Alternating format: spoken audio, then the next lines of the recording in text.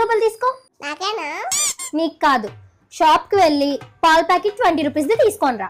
నేను షాప్ కి వెళ్ళాలా? నోవే. నాకు ఇంట్లో చాలా పనులు ఉన్నాయమ్మా, అందుకే నేను వెళ్ళమంటున్నాను. కొంచెం తెచ్చి పెట్టు.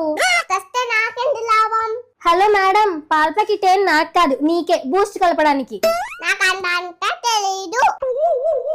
నేను పని చేస్తే ఖర్చు అవుతుంది. బాబు, ఈ పిల్లల డిమాండ్ ఎక్కువైపోతుంది. సరేలేవే, ఎలాగో 100 రూపీస్ ఇచ్చాను కదా, 20 రూపీస్ పాల ప్యాకెట్ తెచ్చేసి మిగతా డబ్బులు కొంచెం నువ్వు ఏదైనా కొనుక్కో. అలా అయినా బాగుంది. వెళ్ళు. A few moments later. అక్క ఇదిగో. మిగిలిన డబ్బులేవి? డబ్బులే మిగలేదు, మొత్తం అయిపోయి.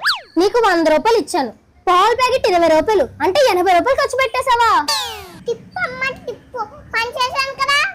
పూసే, టిప్ అంటే 10 రూపాయలు తీసుకుంటావు అనుకున్నానే, చిన్నపిల్లవని. నేను మరీ అంత చీప్ కాదు.